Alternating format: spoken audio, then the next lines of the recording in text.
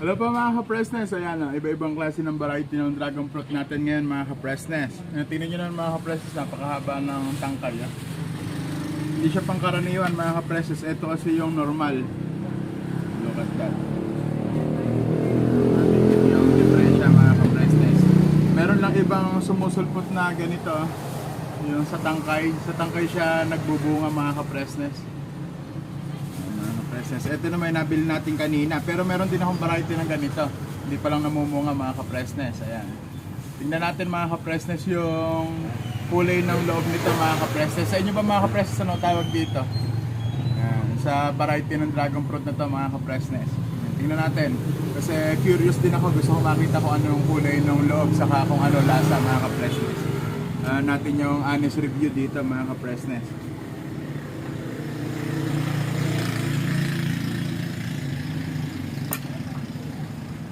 Ganito pala yung loob nun mga ka-Presnes ha. Compare naman dito sa ating yung kulay pula. Tingnan natin. Testin natin yung mga batang kay.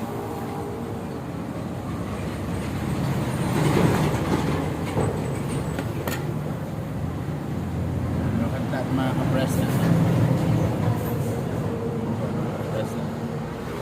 Titikman natin mga ka-Presnes.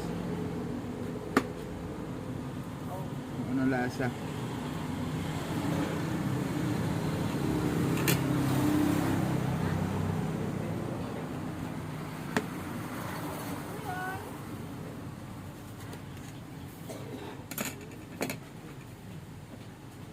Mga ka-Presnes, tingnan natin. Tikman natin mga ka-Presnes. Ngayon lang makatikim nito. Yan, hindi siya pangkaraniwan mga ka-Presnes. So, meron din kasing kulay puti na variety mga ka-Presnes, pero kulay pink din yung balat niya. Yan. Ang pagkakaiba kasi mga ka-Presnes, ito kasi maraming mga parang paligpit.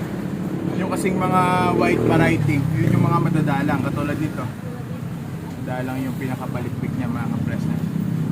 Tikman natin mga ka-Presnes, tikman natin kung anong lasa, kung mas matamis ba siya ron sa kulay pula o itong kulay puti. Mas okay itong yellow na variety compared dun sa may kulay pula na balat pero puti. Yung puti kasi na variety mga ka-Presnes ang dragon fruit.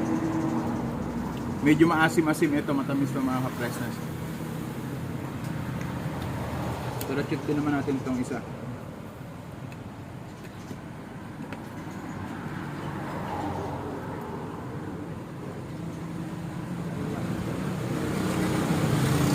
Parehas lang mga ka-Presnes. Pero para sa akin mas matamis tong mga ka-Presnes.